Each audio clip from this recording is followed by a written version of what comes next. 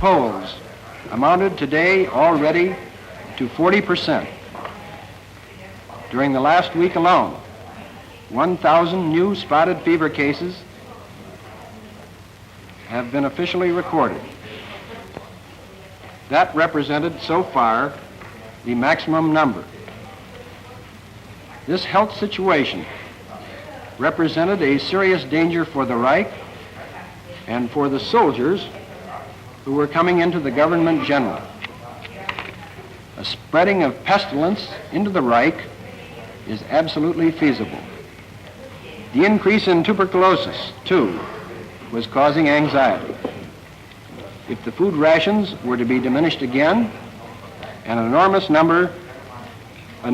increase of the number of illnesses could be predicted. End of quote. While it was crystal clear from this report that in September 1941, disease affected 40% of the Polish population, nevertheless, the defendant Frank approved in August 1942 a new plan which called for much larger contributions of foodstuffs to Germany at the expense of the non-German population of the general government. Methods of meeting the new quotas out of the grossly inadequate rations of the general government and the impact of the new quotas on the economy of the country were discussed at a cabinet meeting of the general government on 24 August 1942 in terms which leave no possible doubt that not only was the proposed requisition beyond the resources of the country, but its force was to be distributed on a grossly discriminatory basis.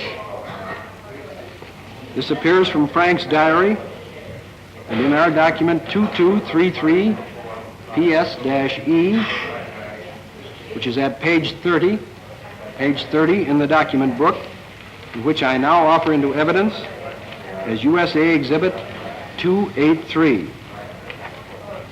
The German text appears in the 1942 conference volume at the conference entry for 24 August 1942. I quote the following extracts. Before the German people, says Frank, are to experience starvation, the occupied territories and their people shall be exposed to starvation. In this moment, therefore, we here in the general government must also have the iron determination to help the great German people, our fatherland. The general government, therefore, must do the following. The general government has taken on the obligation to send 500,000 tons of bread grains to the fatherland, in addition to the foodstuffs already being delivered for the relief of Germany or consumed here by troops of the armed forces, police, or SS. If you compare this with our contributions of last year, you can see that this means a six-fold increase over that of last year's contribution of the general government. The new demand will be fulfilled exclusively at the expense of the foreign population. It must be done cold-bloodedly and without pity. End of quote. Defendant Frank was not only responsible for reducing the general government to starvation level, but was proud of the contribution he thereby made to the Reich. I refer to a statement made to the political leaders of the NSDAP on 14 December 1942 at Krakow. It is contained in the Frank diary and is our document 2233 PS-Z at page 57 in the document book, and I now offer it in evidence as USA Exhibit 612. In the German text, The extract appears in the 1942 diary volume, Part 4, at page 1331. Dr. Frank is speaking. I will endeavor to get out of the reservoir of this territory everything that is yet to be got out of it. He continues, when you consider that it was possible for me to deliver to the Reich 600,000 tons of red grain, and in addition 180,000 tons to the armed forces stationed here, further an abundance amounting to many thousands of tons of other commodities such as seeds, fats, vegetables, besides the delivery to the Reich of 300 million eggs, etc., you can estimate the significance this territory possesses for the Reich.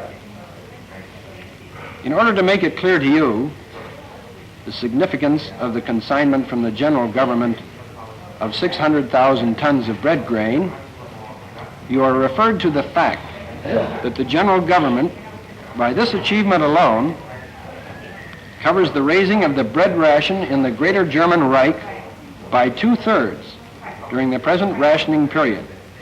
This enormous achievement can rightfully be claimed by us.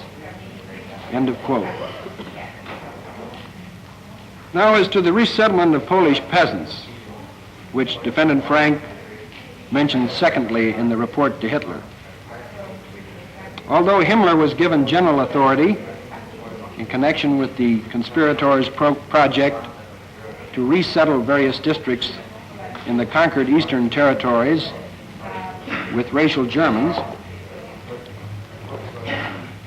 the projects relating to resettling districts in the general government were submitted to and approved by the Defendant Frank.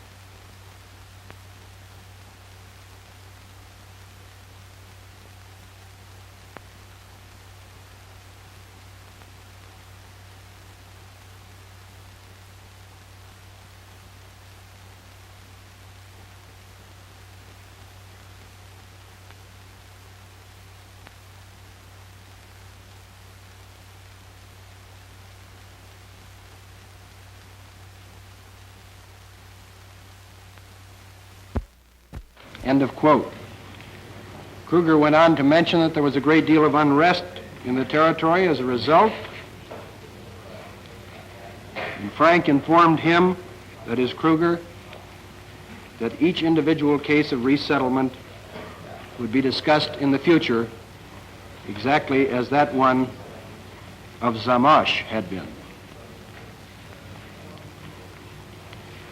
Although the illegality of this dispossession of Poles to make room for Germans was evident, and although the fact that the Poles were not only being dispossessed, but sent off to concentration camps, the resettlement projects continued in the general government.